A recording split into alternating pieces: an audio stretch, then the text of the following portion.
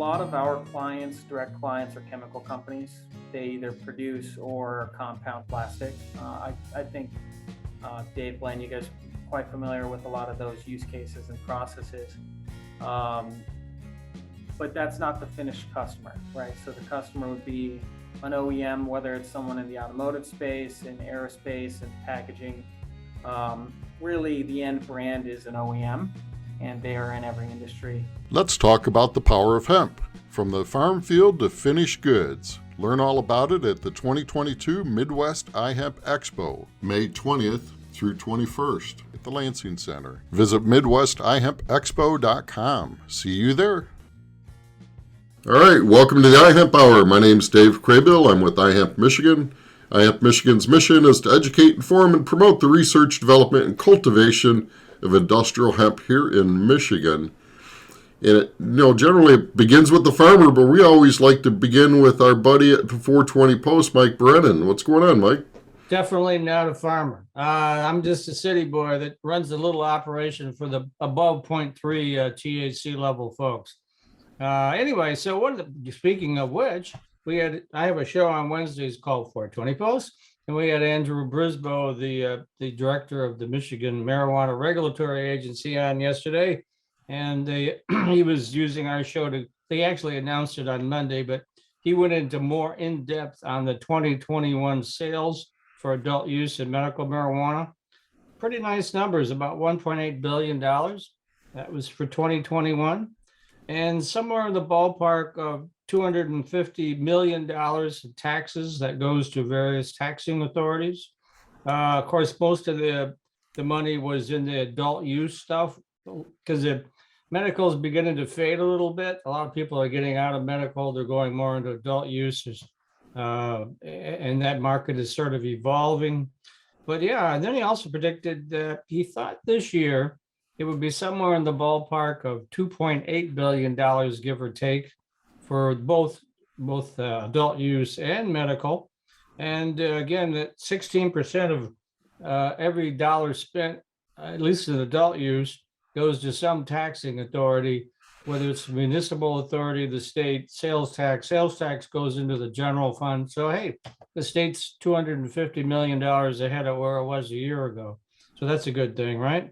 Yeah. And then also a couple other things. There's a story that caught my eye was there's a group, let's get this thing to work right here, that is doing a program where they're putting cannabis on milk cartons. No, it's not lost cannabis or anything like that, but it's called the Lamonte Family Farms.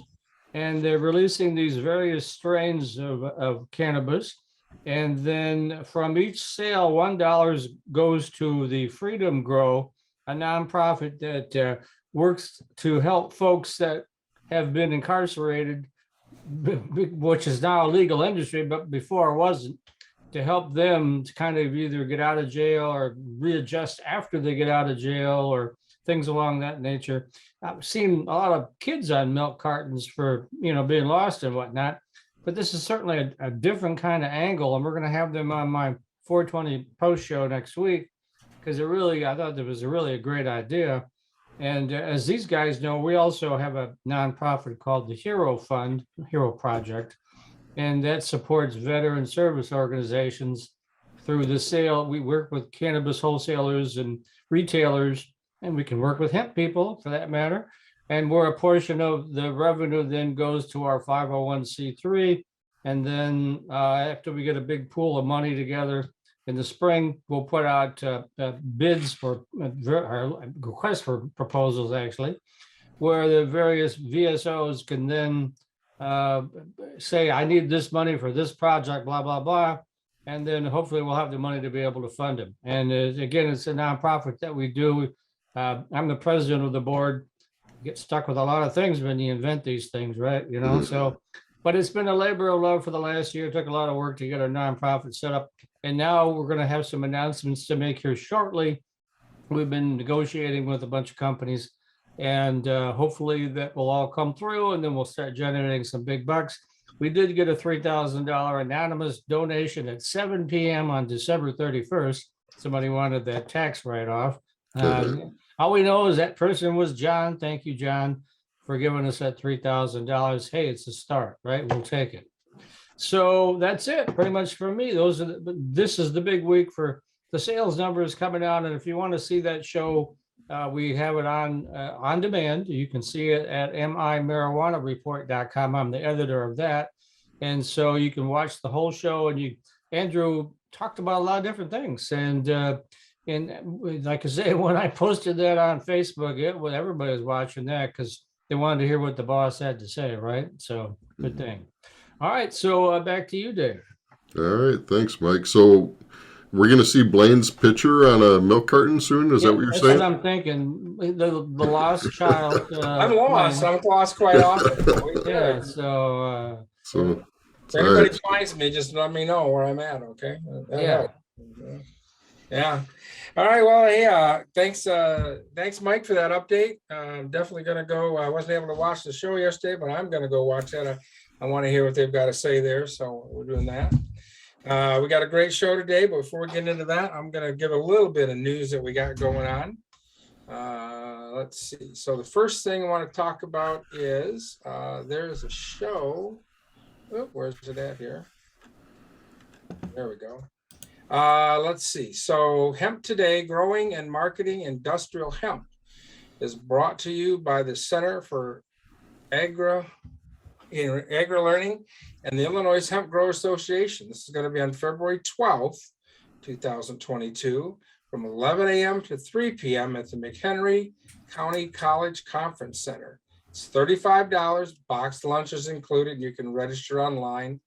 That's on Rachel Berry's site, and I'm sure we'll have more, but they got the speakers there. A lot of great speakers, some breakout sessions. So that's going to be again February 12th, 2022 at the McHenry County College Conference Center. So something interesting about McHenry, Illinois, is I went to a one-room schoolhouse for kindergarten in McHenry, Illinois.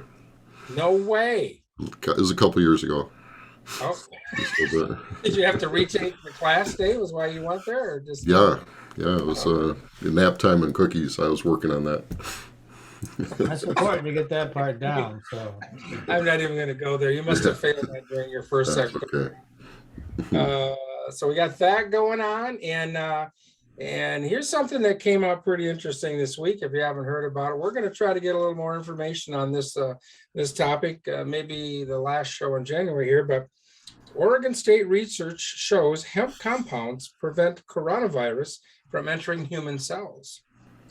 From Corvallis, Oregon, hemp compound identified by Oregon State University research via a chemical screening technique invented at the OSU shows the ability to prevent the virus that causes the COVID-19 from entering human cells.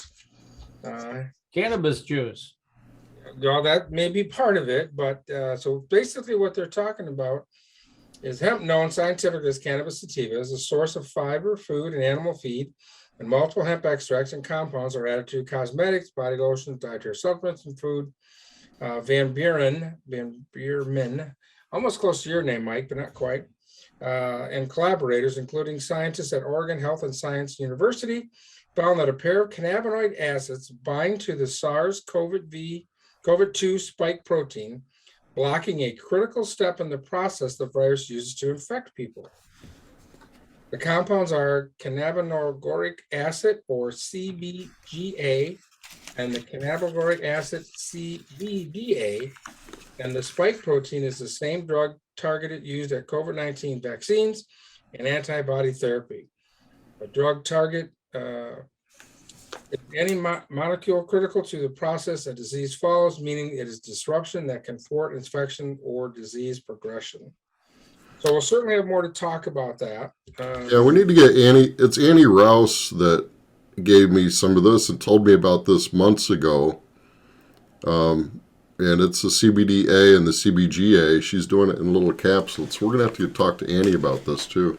Well, maybe we should get her on. Maybe she could be a good one on that. So yeah, we've got to get that on maybe at the end of the month for the 27th. We'll try that. So okay. Next week we got Scott Colville coming on. But this week we're talking fiber. Talk about some fiber. and some really great things that are happening here in the state of Michigan. So Dave, I'll turn it back over to you. How's that?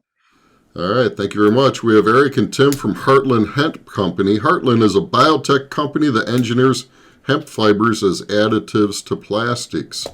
So let's talk hemp fiber, guys. You guys have been in the market actively making things happen for what, about 18 months now, 2 years? How long you been pursuing this? Yeah, that's correct, Dave. This is Tim. We've been in the market about 18 months. Moved out here to Michigan about 15 months ago, and been really focused on better understanding what possible use cases exist within the plastic marketplace. And we think we've honed in on some pretty good use cases. So your big go-to is plastics?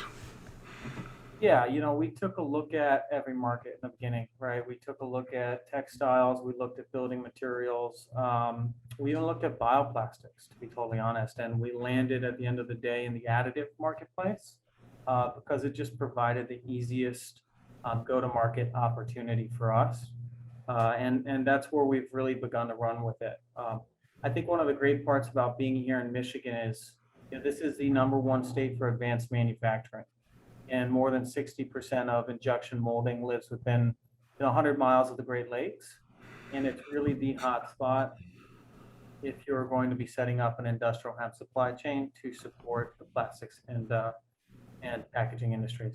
Certainly the auto industry is taking a serious look at that. Some of the high-end vehicles, BMWs and Porsches and whatnot, and even Ford is playing around with it a little bit. To use that in lieu of so much plastic. Yeah, the timing is really, really good. I have some inside information I can't quite share yet, but yeah, that would be a really good idea to take a look. And of course, I know Eric was heavily involved in autos already with Prince Company. I don't have to tell him about this, right? You're muted, by the way, Eric. Yeah, absolutely. I think, Michigan's the home for automotive industry, and a lot of us have grown up in it and, really came alongside of it. So it's always good to find your roots back in the automotive industry for sure. So there was an article that came out regarding you guys successfully obtaining some grant money to do some research. Pretty exciting. Maybe you can give us a little bit of background on that and where you're going with that. Sure, I can speak to that, Blaine. Yeah, so, just to recognize the work that we put into that. So we were collaborating with some of the people that are in the industry that Corey Vander Swag and Rusty Peterson and Christy Apple, all coordinated on the grant that we submitted at the time, which was back in February, and actually June, to take that back, was in June 2021. And yeah, we're excited to be awarded the grant. Our focus on this is to basically quantify the impact of hemp has on soil, carbon, and input conservation, and leverage. In doing that, the farms actually leverage regenerative farming practices as part of the requirements for the grant. And yeah, we just want to get data. It's all about the data. It's demonstrating that industrial hemp cultivation with regenerative practices is a scalable, climate smart agricultural system. And it can give the USDA and the industry kind of the supporting data that will help advance the cultivation of hemp across the United States. So we're focused on, quantifying the carbon and then what that means in terms of monetizing that in carbon credits in the future. And it's about big, very big, yes. Yeah, it's approximately 100 to 200 acres that we're basically going to be growing for this grant across multiple states in the United States. And it'll be a 3-year project that pretty much comes forth with a final report that will be published. So 3 years, so it'll be a while before we get the information out. I'm assuming will you be able to share information along the way, or will we have to wait till we get to the end of it, or? No, we intend to do some annual release of information that we have. We'll work with the USDA on that in terms of how we coordinate that. But yeah, the expectation is that we'll be doing some annual reports on it. So are you working with other businesses, other growers in these other states, or somebody else handling those in the other states? What I'm getting, I guess, are you coordinating or overseeing the whole thing? Yeah, so we're going to be contracting with, right now, the plan is to contract with Christie Apple to help pretty much facilitate the network of agronomists in local areas where the farms are going to be located. So we have a list of farms that we're pursuing, and we're actually accepting additional farms to participate. So we're actually adding to the list as we go along. And yeah, it'll be a program that leverages the local agronomist in the area to basically do some of the work. We'll be on farm doing samples 4 times a year, and sending those samples out for 2 different types of tests: a Haney test, a soil health test, and then a dry combustion test for carbon. And will this be grain, fiber, and CBD crops, or what crops primarily are you going to work with? Just mainly fiber. I have a farm. I'm sorry, go ahead. I have a farmer up in Alpena that's been chomping at the bit to grow a little bit of fiber if you need another plot. I don't know if Alpena fits your mix. Yeah, we're always open to take a look at it, Dave. Okay. So I'll take that offline for sure. I'll let you know. So the 100 to 200 acres, that's total. Total for the, yeah, that's total. We're looking at about 5 to 10 acres per plot. We think there might be some below that, maybe 3 acre range, and when it's all said and done. But that's what the grant was structured around, about 100 to 200 acres total. And so you're going to test it in various climates and latitudes and things like that? Is that what you're going to do, or what? Yeah, right now it's a 10 state footprint, and we may change that up a little bit as we finalize the final footprint, as we have additional farms wanting to join. But at least 10 states across, mainly Midwest, and some out to the east of the East Coast. Excellent. Pretty awesome. Yeah. Now- So I'm pretty excited about you're doing something quite big here in Michigan as well. Can we talk a little bit about that? What your plans are and where you're going with that? Yeah, so this last year we had a wonderful opportunity planting with farmers here in Michigan. We got to learn, what works with industrial hemp farming and what really does not work. That both counts with planting practices and harvesting practices. So we put together a strategy after this last year's learning lessons, and we're looking to significantly scale up production for next year. Are you currently working with farmers and taking contracts at this point, or are your contracts all full? And yeah, so we are actually going into field prep tomorrow. So we'll be field prepping at our farms tomorrow. I think by and large, most of the fields are finalized, but there could be, depending on distance and location, room for excess. But by and large, we had to get everything set up, get seeds ready to go, and get prepared there. so basically, you're really just renting the ground from this year, right? You're not really having the farmers grow and buy from them. You're renting the ground, doing the seed work, doing all that kind of stuff. Yeah, we learned really early on that coming out of the 2018 Farm Bill, there were a lot of farmers that had the wrong expectation growing CBD, and they didn't make their money back. And it was treading lightly with a lot of the farmers, trying to understand a lot of those pains. So we decided that there were different paths that would reduce risk for them, give them more guarantees. And yeah, it's a little bit more burden on our business model, but that is the cost of doing business and the cost of kickstarting this industry here. And after this last year's work in understanding how to plant and harvest, we had a pretty comfortable model in place to move forward.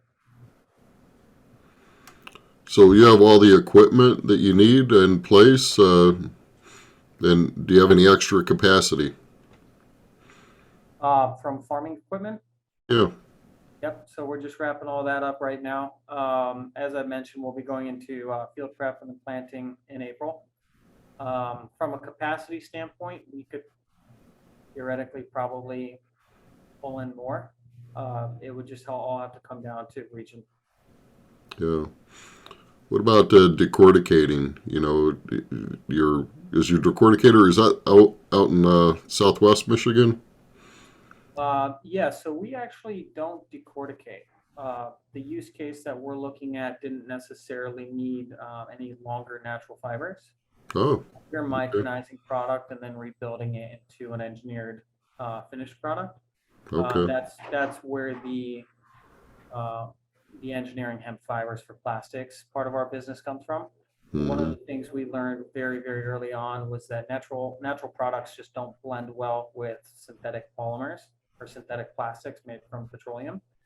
So there is something in between in the engineering process that allows the bonding of the two materials.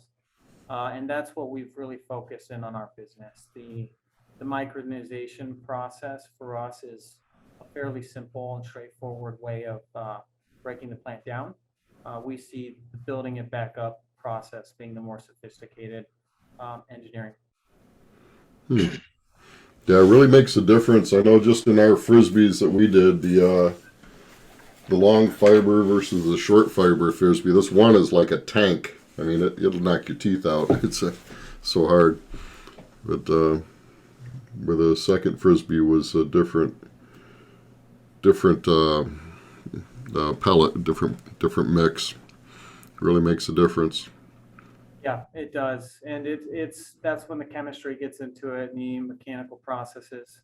So it's been quite a journey, a lot of trial and error at the end of the day, but we're pretty confident with the solution that we've got in place right now, and a lot of the clients we're working with have seen a lot of really good success so far. Well, that's good. So is most of your clients at this point then here in Michigan? Or do you have, is it out of state as well, or? Surprisingly, no. Most of our clients are not here in Michigan. Okay. You know, to some extent, they operate in Michigan because of the plastics market, but most of them are not Michigan native. So where do you see right now? I guess you guys have a pretty good overview of the market situation. How are you seeing this whole thing from the supplier side and the buyer side? I mean, where are you seeing this go? I mean, I absolutely see more adoption here in Michigan. Really, in the first year or so, we were looking for lowest hanging fruit and the early adopters, and it just necessarily wasn't Michigan corporations that were the first to bite. Although there are quite a few Michigan companies, a lot of them are scattered throughout the Midwest and a little bit farther west.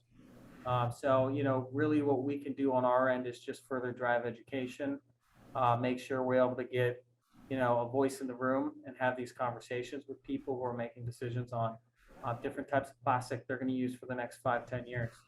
And, you know, when we can have that conversation, you know, so far we've seen some tremendous success in helping surpass those sustainability mandates that people are starting to adopt.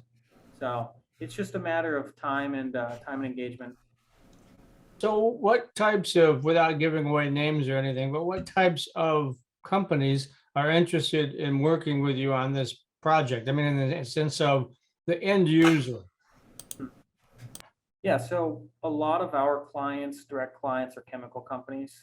They either produce or compound plastic. I think, Dave, Blaine, you guys are quite familiar with a lot of those use cases and processes. But that's not the finished customer, right? So the customer would be an OEM, whether it's someone in the automotive space, in aerospace, and packaging. Really, the end brand is an OEM, and they are in every industry. We've seen a lot of interest. Automotive, we've got aerospace, marine has a lot of use cases, specifically because there's bottlenecks and supplies for a lot of materials today. They're just unable to get their hands on things that they traditionally had no problem getting access to. And then another big one that's starting to pop up is industrial packaging. Yeah, and I can only speak for the cannabis industry. A lot of the players that I talk to would love to get into hemp-related packaging, more biodegradable.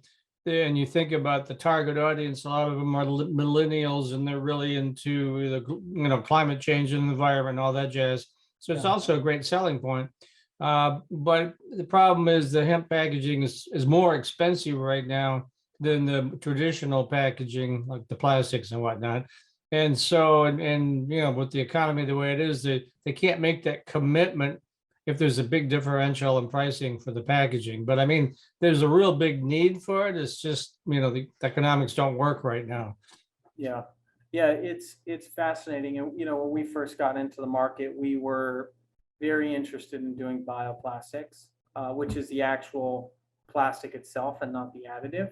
And we found really quickly that there was a lot of friction.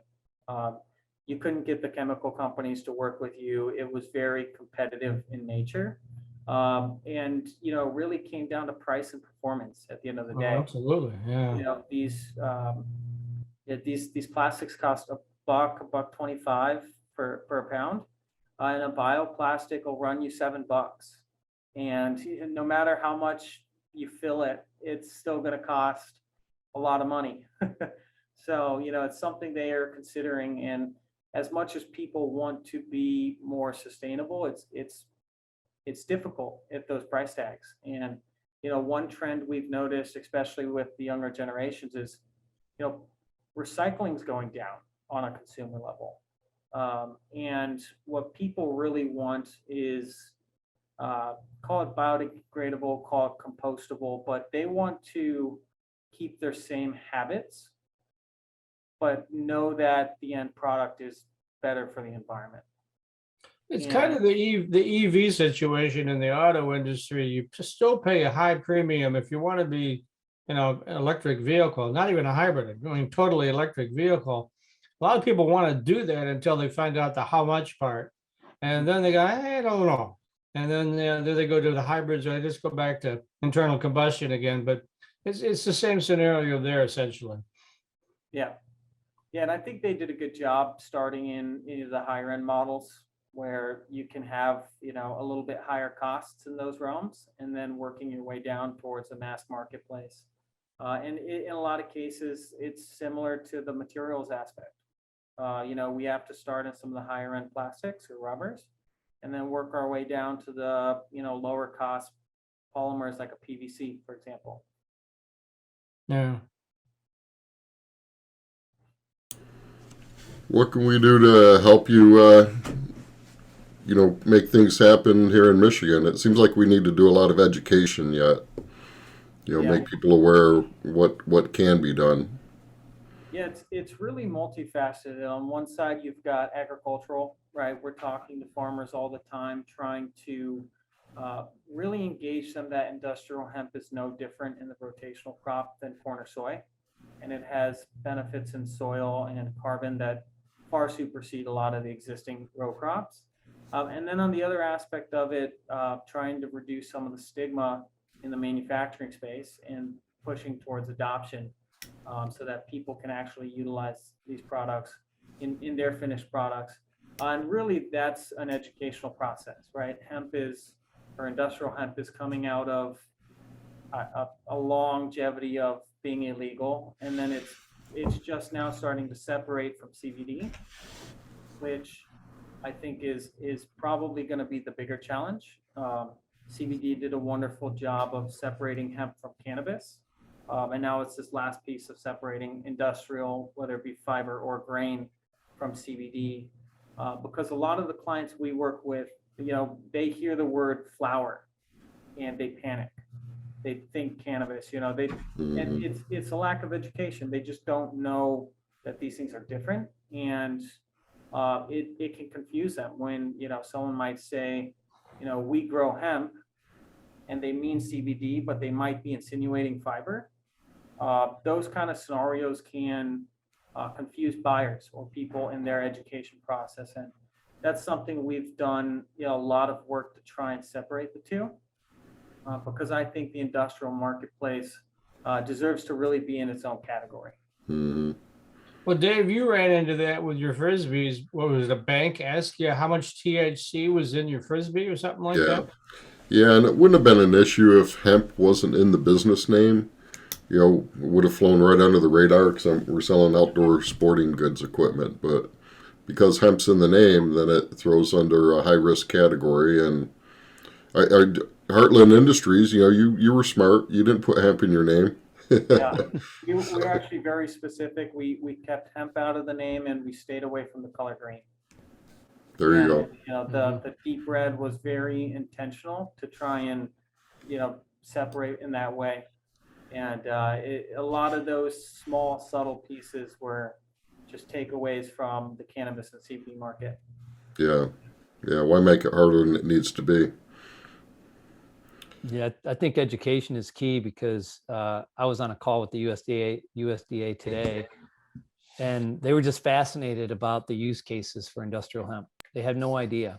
So it's interesting to watch their reaction and observe their reaction, because that's why we're excited about this. We'll hopefully get the USDA with some information that also includes what we're doing with this at the end of the day, right, and the applications of it.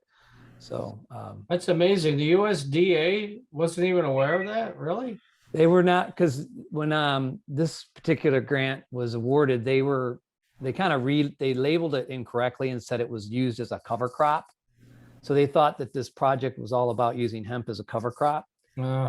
So once I re-educated them on that, said, no, we're going to grow this and we're going to actually use it in industrial applications. They perked right up, right? And there's a lot of questions. And of course, the grant won't go into the end markets for this particular project, but this goes back to your underlining the point about education.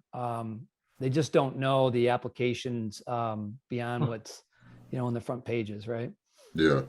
And there's a lot of misinformation, and a lot of it's come from the industry, like you were talking about, the unrealistic expectations, that are spread out there. So are you able to use any of the varieties to make your product, the CBD stalks, the grain stalks, the fiber stalks, or are you kind of narrowing in on one particular variety or kind?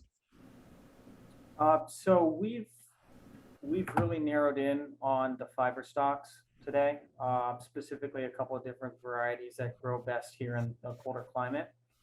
Last year when we planted, it snowed the next day, which was a little bit terrifying, to be honest, but ended up working out extremely well. And, we've stayed away from column waste, CBD waste, cannabis stalks because of the associated smell that might be with it. That's something that we just didn't want to have the conversation with the plastic manufacturer, why their manufacturing site smelled like marijuana. And it's just been a policy that we've had internally. So last week we had James E. Decker and Phil Abetti on there with their trials. I don't know if you got a chance to see that or not, but it was really a great one, and they did some trials there. And I think some of the trials they did is some of the varieties you're going to be using. And it's interesting. If you haven't seen that one, you might want to see what information they put out on that, on the different aspects of those varieties. They didn't do too many fiber ones, but they did some. So, yeah. Awesome. We'll have to take a look at it. Yeah, we just because there's a shortage in fiber, we've been working a little bit with grain fiber as well.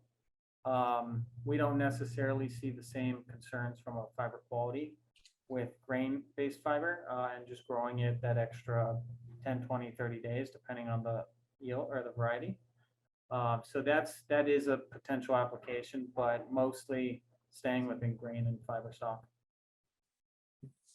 I was looking on your website and your Heartland team, and you've got quite a lineup of people here on your team, your executive stuff and everything. So, how did you manage to corral all these great people? Yeah, so generally speaking, we put together a plan with a big idea. We're looking at reducing the carbon footprint and reducing plastic usage around the world by a sizable percentage. We're looking at and interested in changing agricultural practices and trying to help farmers quantify the value of adopting regenerative agricultural practices. And then furthermore, talking about the impact that that has. I mean, most people have seen a lot of the documentaries on whether it be Netflix or any other channel talking about the environment we live in today. And, this is one of the largest and greatest problems and opportunities, one might say, or challenges that exists in our world. And, bringing together great minds, they feed on that kind of excitement. And I think Eric could probably add some more into that as well. Yeah, I mean, I would say I came from a career 26 years in manufacturing, and the last 15 years of those 26, I was building a sustainability strategy for a company with 100 facilities in 30 countries and 200,000 employees. And I struggled in those days, 15 years ago, in convincing people to really make some bold commitments around sustainability. And we always had to try to find something that costs less, right? Was equal in specs, met the specifications equally, and didn't cost as much. Could never really find that silver bullet. So when I saw this and I mapped it to the fact that it was just beginning to become a market, 2018 Farm Bill, I thought, if I had this 15 years ago, I probably could have made a lot more impact or help our company make a lot more impact at the time. So we finally have something, I believe, that, has already kind of left the station, and it's going to keep just building and building. And it's a phenomenal solution for big companies looking to offset their carbon and, meet their carbon neutral requirements. I think over 2,000 companies now have committed to carbon neutrality, which you're not going to do that without finding ways to offset your current carbon. So, Yeah, I think that's going to be the big driver. It's just kind of coming together now. I'm working with some people in that particular space, and the language is still kind of loose right now. But once they solidify that, yeah, I think that's going to be what's going to really drive this thing. that's exciting. How hard's it been to raise the funds that you need to do what you need to do? Yeah, it's been quite challenging. By and large, there's a very few institutional investors, so we've been very focused in private investment, private capital. So it's been an uphill battle, but at the end of the day, we've gotten some spectacular traction. We've got a wonderful team, and we've brought in great investors so far. Excellent. Oh, if people want to get, I think on your website, you want to join our team. So if people want to get involved with you, either by backing or whatever way, what's the best way for them to reach out to you? Yeah, I mean, one of the easiest ways is to just fill out the form on the website. We reply pretty quickly, whether it be via phone call or email. And each individual page is just a different contact form with a different method and meaning behind it. So depending on which one, we'll have a better idea of what you're reaching out for. But yeah, as we start to grow into this year with our first full harvest coming out and production coming online, there's going to be prime opportunity for expansion. Other thing you might want to look at, I don't know whether it would work real well for you, is crowdfunding. It's pretty popular. And then you're going to get a wide swath of people, but you're going to get a lot of people investing, whatever the number is, a couple $100 a piece or something. And after a while, that turns into real money. But I mean, this could be something that, again, getting back to the millennials and the earth conscious people and the global warming folks, this is something that maybe they would really see as a lot of benefit in, having a piece of this action. I'm just saying it's something to take a look at. Yeah, no, we did. We took a look at crowdfunding in the beginning. It was a different legal structure than we were set up for at the time, and we decided to go down the private capital path. But it's fascinating because as we look into the future for our business, we are trying to in many ways mimic what Tesla did for energy. We're looking to do for materials and material science. And Tesla is one of the first car companies to really build a following, right? As crazy as it sounds, back in 2012, people didn't follow Ford and Chrysler in the way they follow Tesla. They created these evangelists. And, when you look at the material space, outside of really people who live in Michigan, you don't know a lot of chemical companies or material suppliers, or no one just pops into your mind as that brand you stand behind and you're really engaged with. You might have seen a bad documentary about a chemical company or something like that, but holistically speaking, there is no big brand that people can really get behind and get excited about. So I think there's potential in the future from simply a PR standpoint, right? Putting in a small amount of capital for a crowdfund that isn't significant to the raise itself to mostly gain attention on a public level. Yeah, you get somebody putting in $400 or $500 and you get 1,000 of those putting in $400 or $500, you got some real money there. But you also get those evangelists, is what Tim's yeah, right. driving at. You get them; they're all Spread the excited word. about it. They got a piece of the future, So, Yeah. Exactly it. Yeah, we all need to drink the Kool-Aid. Can you bring up their website, Dave, so people, if they went to there, they would know what website they're going to? Yeah, here's Heartland Industries.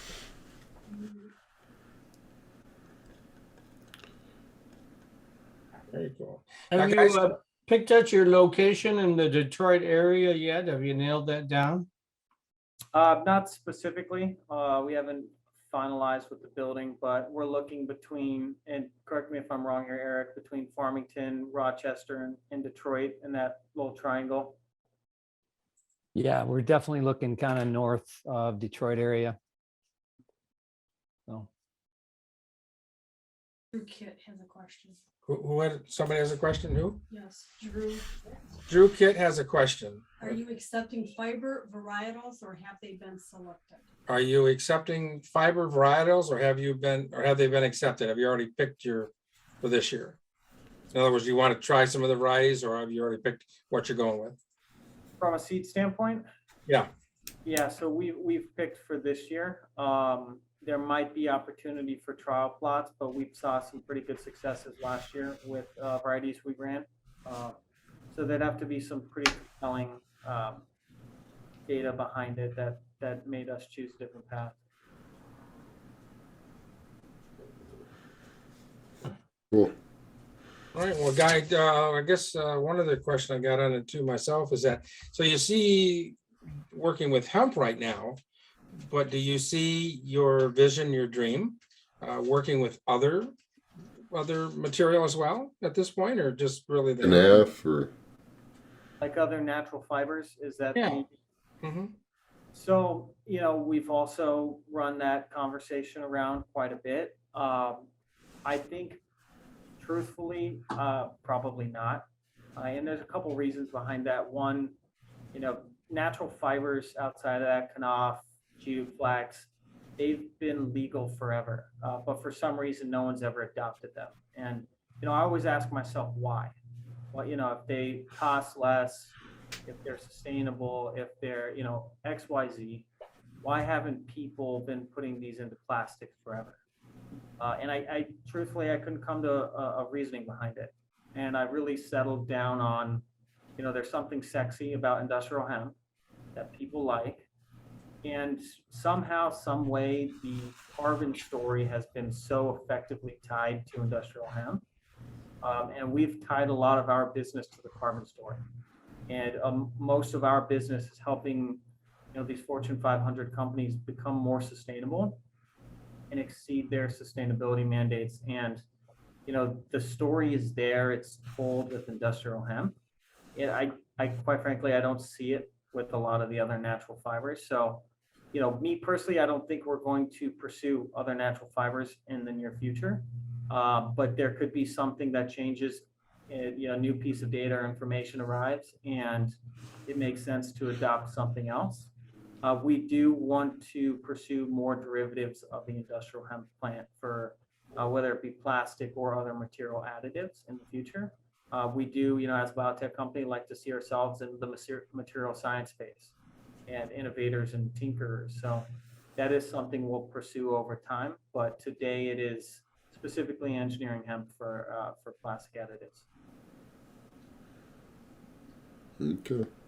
Well, super, guys. We appreciate you taking the time today and kind of informing everybody about, where you're going and what's out there, and your dream and your vision for this. It's pretty exciting to see that.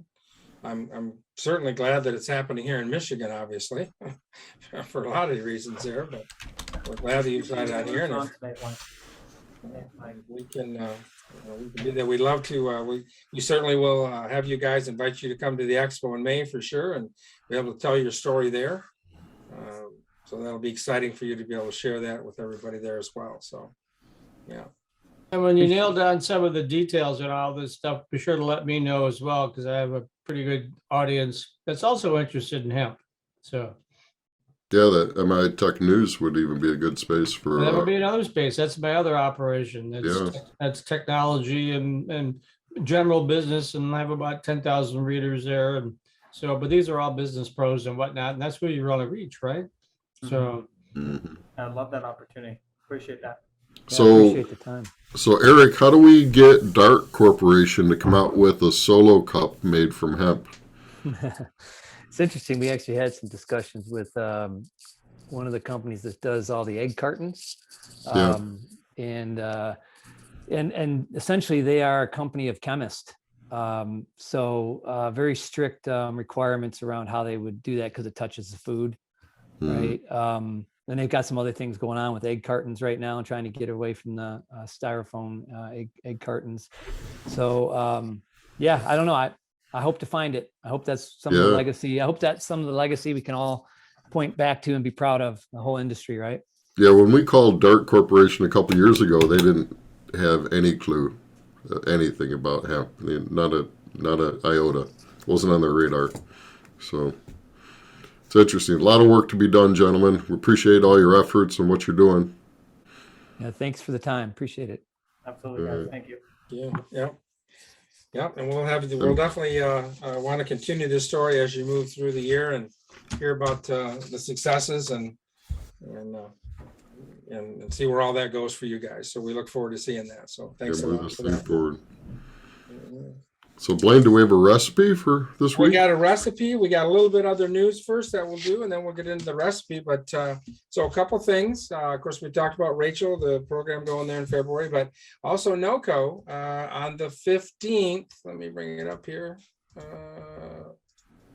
So the 15th of January is the last day for reduced prices for the NOCO show out in Colorado.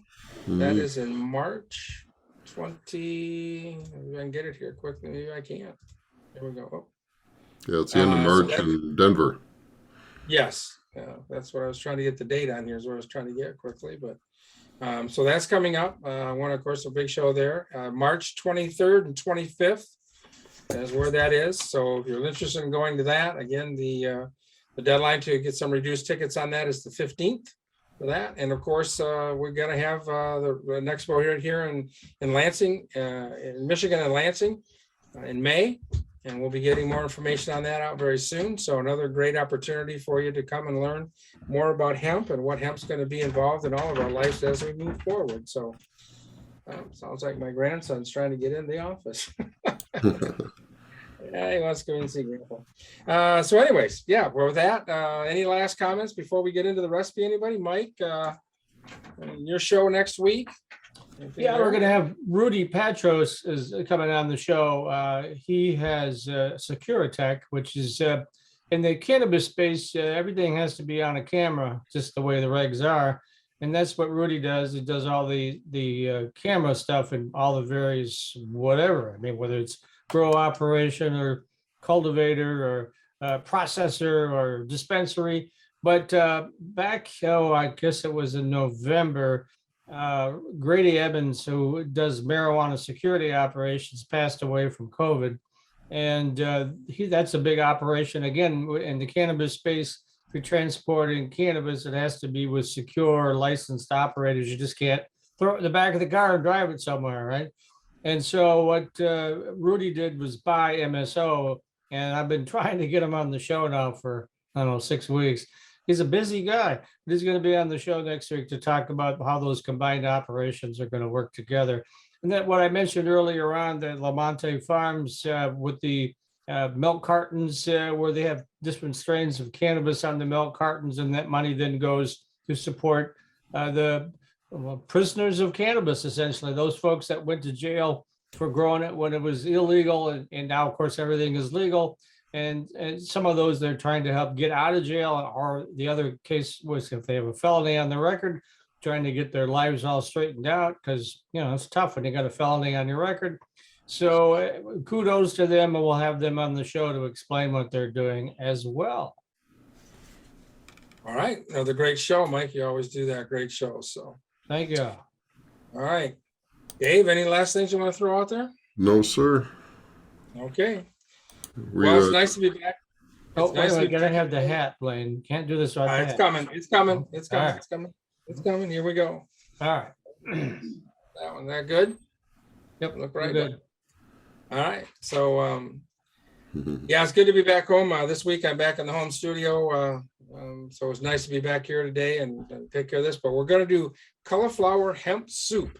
It's that time of year when it's a little cold out there and soups are pretty good. So, again, you know, I like quick and kind of easy things. So this is a pretty easy one. It's a tablespoon of olive oil, cloves of garlic minced, onion diced, a head of cauliflower diced, a carton of vegetable broth, a tablespoon of salt, a half a cup of hemp hearts, grated Parmesan, if you like that kind of seasoning, and 2 tablespoons of parsley. And you heat the olive oil over medium heat, place in a large pot or Dutch oven, and add the garlic and the onion to the pot, cook until it's translucent, in other words, clear kind of thing.